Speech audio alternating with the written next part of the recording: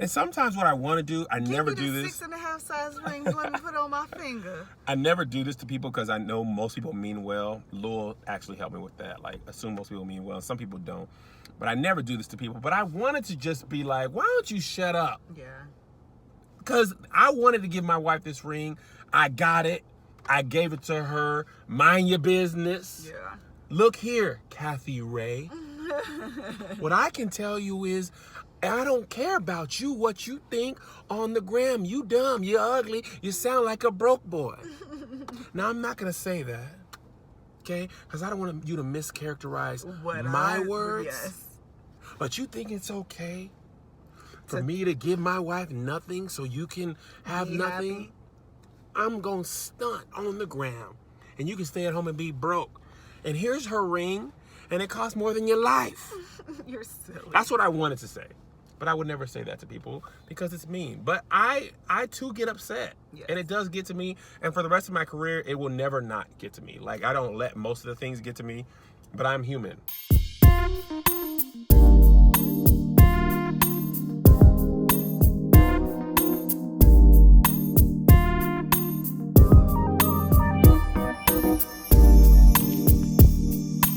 What's up, y'all? Welcome to the Love Hour podcast. We are adding video to this, so thank you if you're listening on iTunes, SoundCloud, or watching on YouTube or Facebook, and you should be at work, but you have this playing in a background tab. Are we playing to the camera? No, we don't have to. We are here waiting for our son's 2.5-hour soccer practice, his second practice of the day, and we feel like this is a better use of our time than just doing nothing. So, I'm KevOnStage. This is my lovely wife. Miss KevOnStage. You gotta speak up, girl. Miss KevOnStage. They're gonna say that in every comment. Miss KevOnStage. Nah, you won't be funny. So anyway, we want to talk about Ringgate. Actually, not even that big of a deal. It's really not. But what happened was, Today I'm calmer too. I'm calmer today too. I'm glad we waited a day. My wife of 13 years Finally got upgraded. I bought her. But actually, you should give the backstory, and that is I lost my ring. Let's talk about that first. Yes. Let's talk about that. We'll go in order. Since the podcast, we have more time. We were going to address this in our anger, but we didn't. My wife lost her wedding ring. And my Tiffany's ring. And a Tiffany's ring that was a gift from someone. And first it was like, oh, I took my rings off so I could cook. And I'll find it. Usually she misplaces her stuff. I always get on her because I never misplace my rings though. I have this rule so I don't lose things. I put everything back in the same spot every single time. I have a little drawer in my... But so do I. Then how'd you lose your ring if you do that? That's what the question is. Because you don't do that. No, you always lose your car keys. You never know where your phone is. Okay, I never know where my phone is. I don't always lose my car keys. That's first of all. You don't? No. And second of all, I always put my rings, anytime I cook, I put my rings back in my jewelry drawer. Every single time. And part of the thing is, I think I did put it there. That's why I'm so confused as to why they're not there. Because I wouldn't have put them anywhere else. You're saying a lot of things, but you don't always put them back in the same spot. No, I admit my phone. I've found your rings in 3 different spots after you cook. I found them on the counter. I found them on the little glass thing that's by your room. I found them in your room. I found them on top of the dresser. I found them on top of my dresser. I've seen them in a lot of different places. No, I don't your think you're keys, I've seen, and keys, your phone. Keys, phone, I'll give it to you. Anyway. Ring, I disagree. I'm going to disagree. Be that as it may, you lost your ring. No, I don't disagree. The So, fact remains, it's hot. I've told you a million times to take the hoodie off. But you didn't. And you turned the air off. No, you turned the car off. I'll turn the car back on. Y'all just gonna have to deal with this noise. Okay, now the car is on, so forgive the sound. Melissa has a hoodie on and says she's hot. And she also does that at home. She puts 8 blankets on and then says she's hot.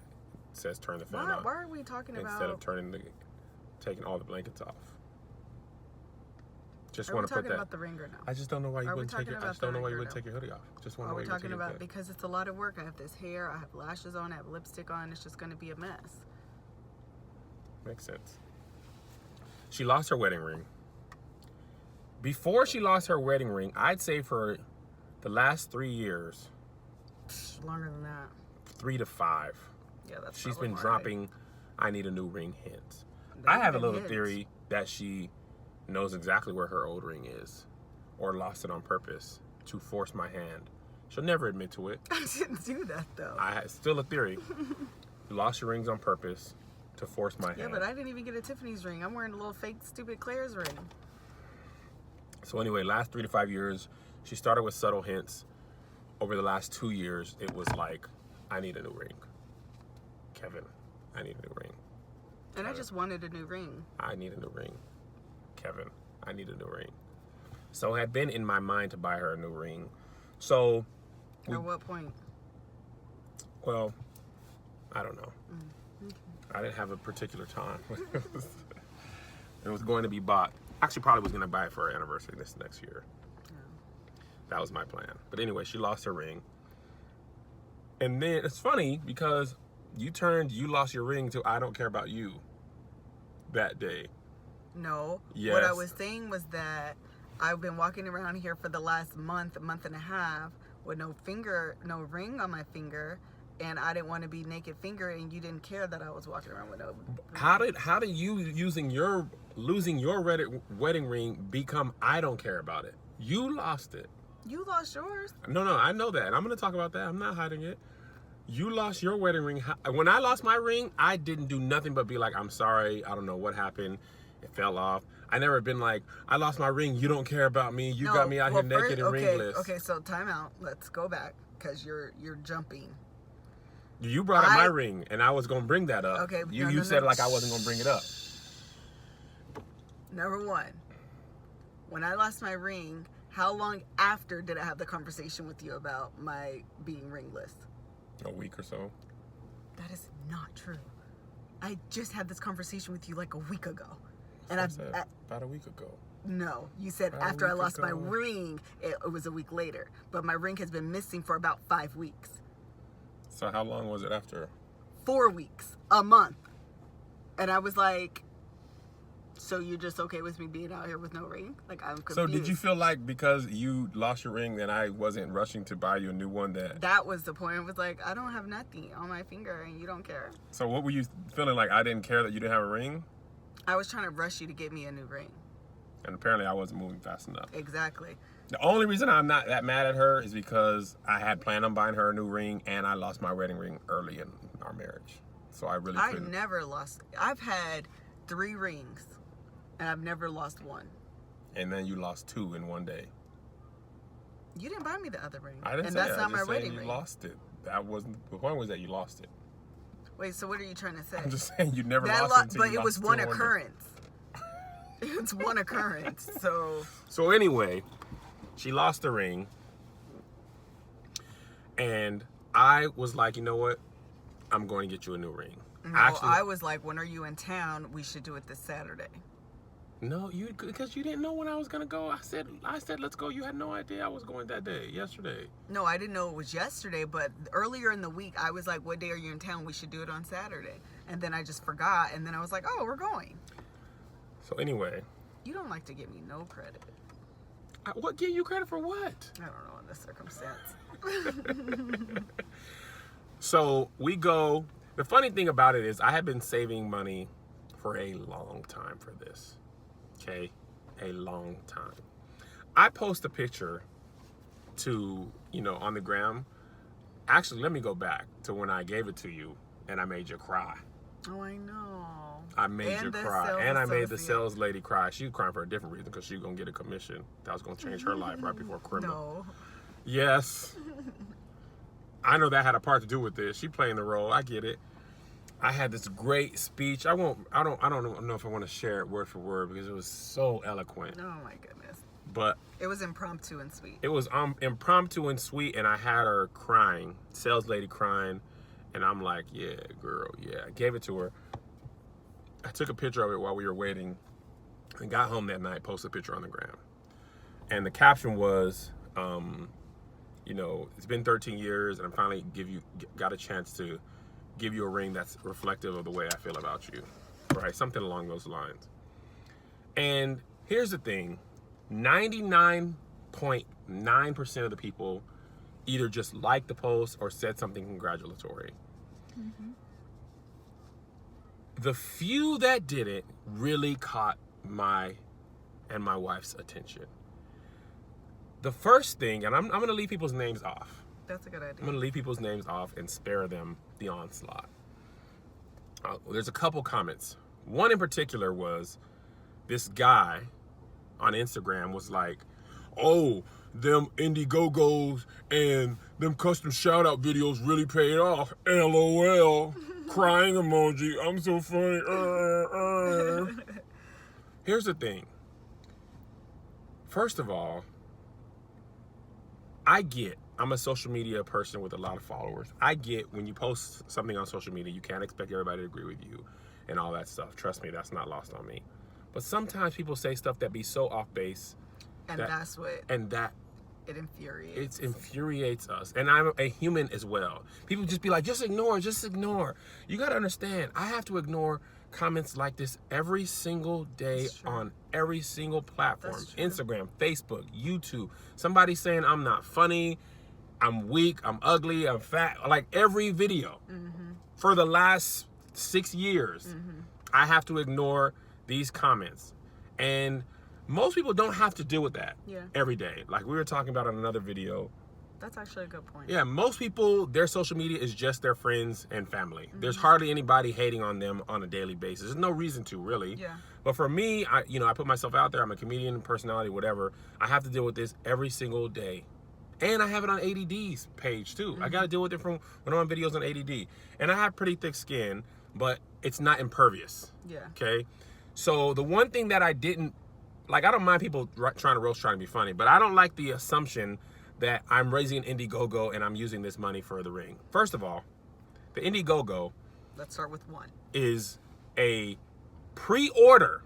It's not a traditional crowdfunding thing. It is a pre-order because my fans on Periscope, I was talking to them about the documentary, and I was like, I was thinking about doing this because I've seen people do it. They pre-order a book or pre-order my project, and it helps them finance it and do whatever. So I was like, I want to do this documentary, but I can't. I'm already paying for the whole tour. Self-funding the whole tour. No promoter. I want to make the documentary. I told my people on Periscope, hey, what do you think about, I'm thinking about pre-ordering just, people want to pre-order the documentary, for $5. They'll get it 2 months ahead of time. And, and I can use that money to basically pay the guy to make it and travel him around. And then I was not going to do it. I was like, I don't really want to do that because I don't want people thinking I'm begging and all that stuff. My wife was like, let's just go out to sponsors. And then we realized, like, I need to start filming the documentary now. Mm-hmm. And most corporate sponsors they can't turn a check around quickly, right? And they've almost all shut down for the end of the year. So that wasn't going to be feasible. So I'm willing to pay for the documentary, majority of it, but I can't finance the whole thing by myself because it's just another additional cost. But I wanted to do it.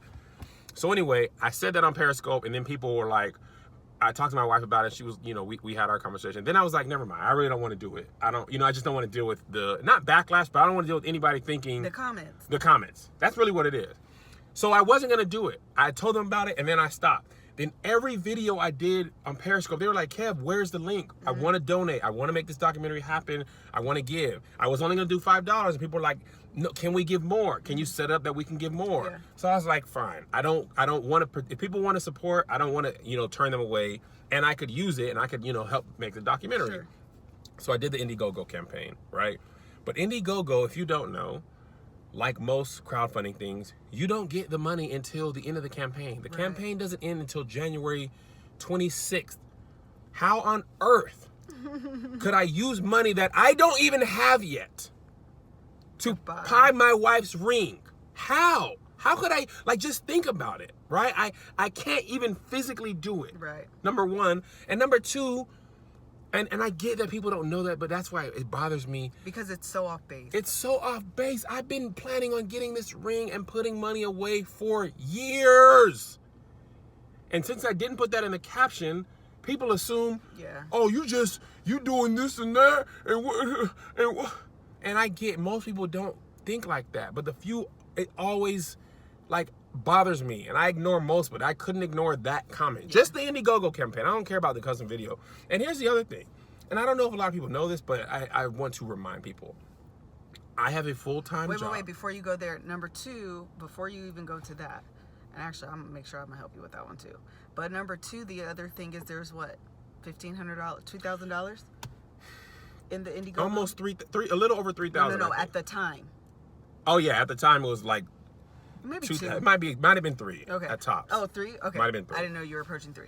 Okay, so $3,000. That ring, it wasn't 300. Wasn't 3,000. Wasn't 3,500. A little bit more. So a little bit more. So you can leave that alone. That's just, number 1, I don't have the money. Number 2, it ain't enough.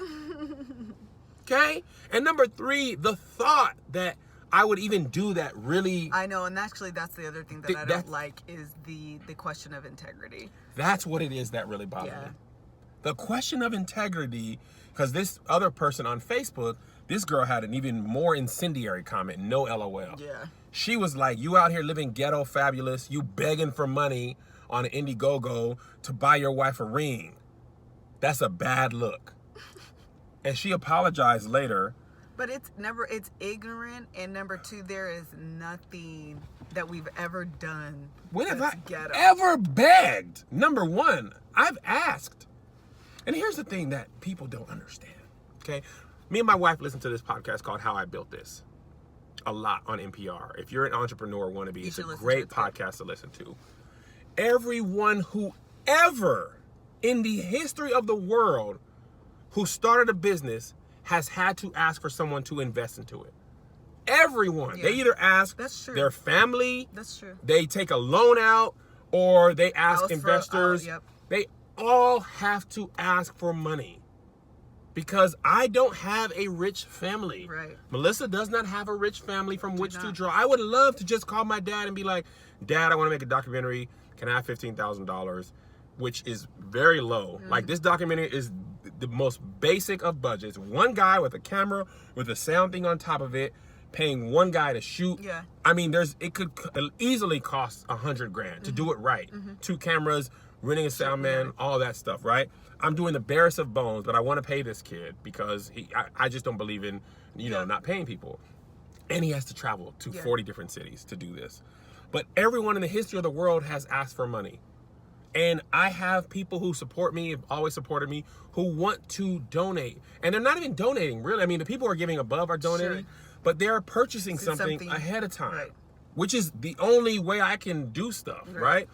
So the fact that I'm begging, like, that has never been nothing. And here's the thing. My content is free. And that's what, so then go back to the other part. And that is, you work a full-time job. Okay. Full-time job. I think what people, and this is actually really important, and I think it's something that should be said. Number 1, I work a full-time job.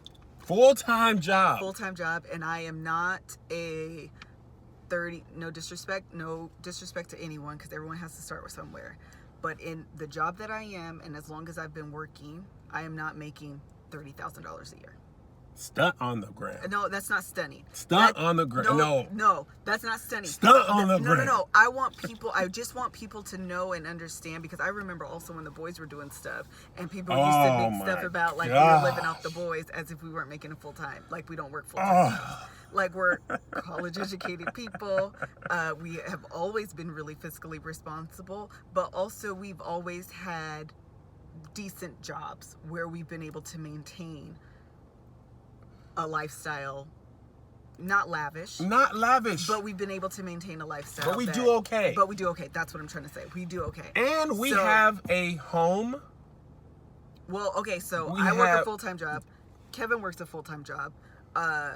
YouTube. Income.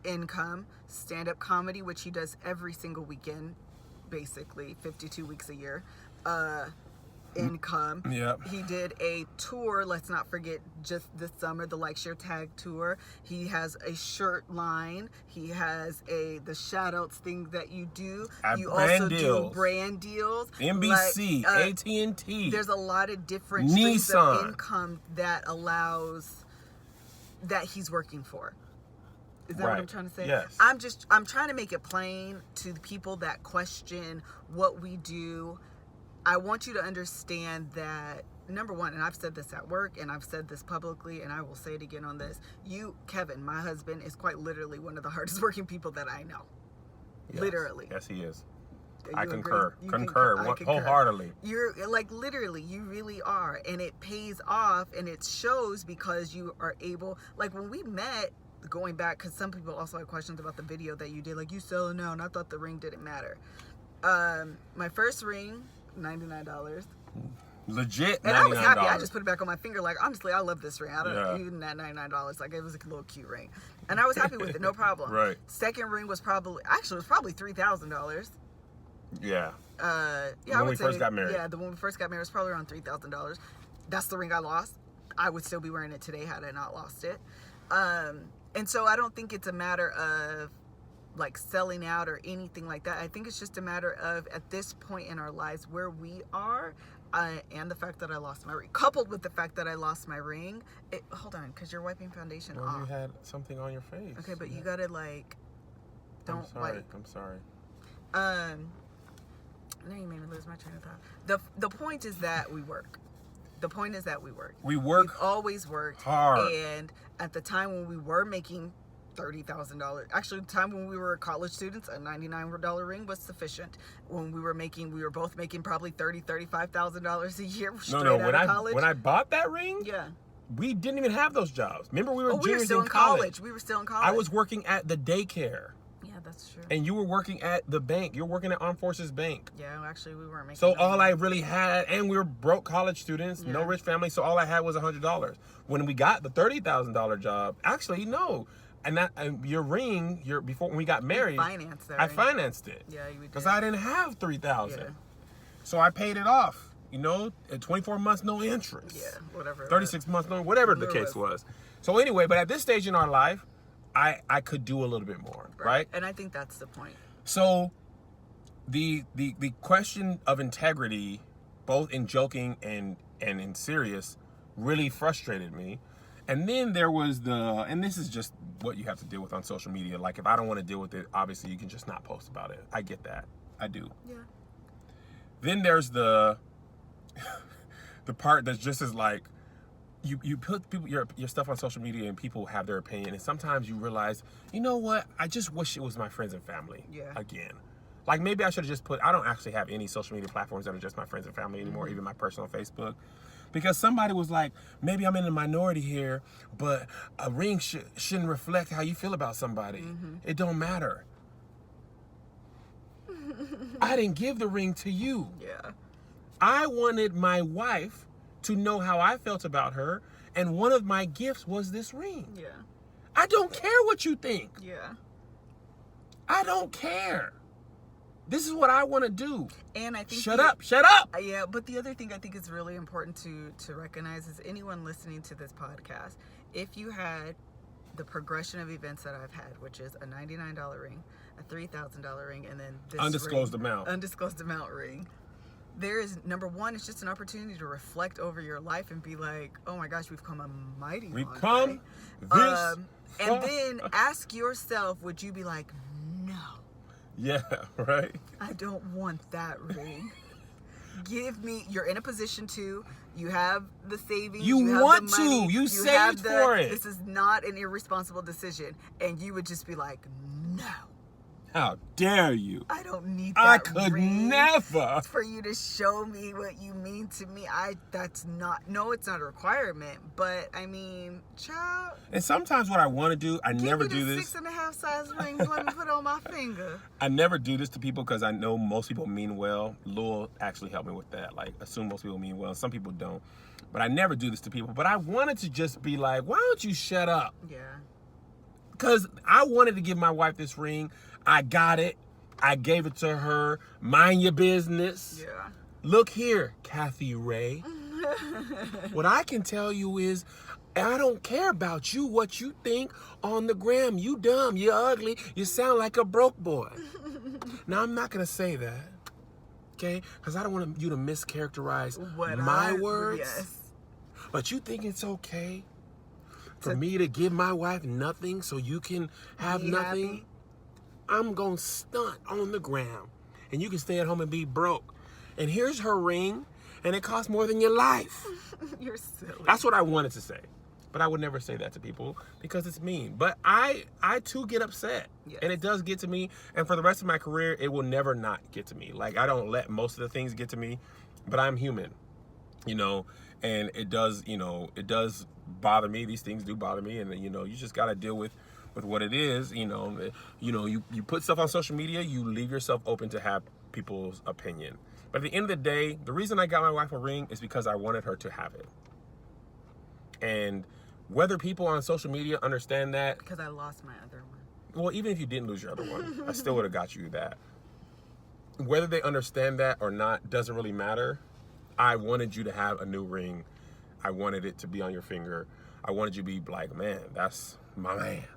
I love it. That is my boo. Every time you look down, I want you to be like, this man, you know, he may have to travel. I may miss him. He may be gone.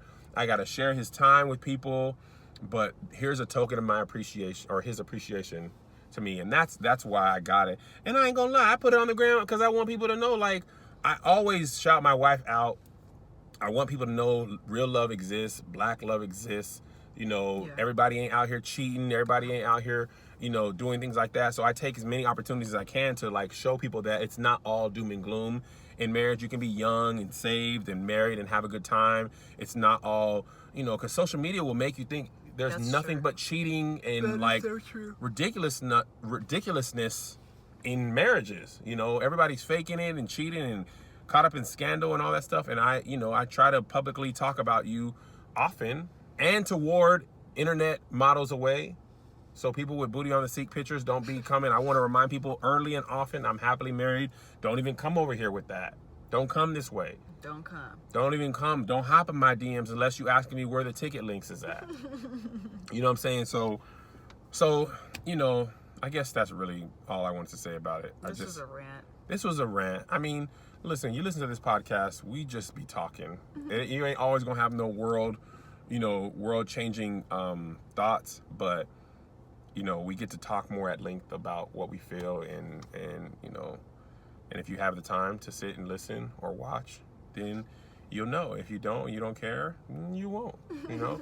But this is the Love Hour podcast, and we forgot to talk about the Love Hour tour. We could do it now.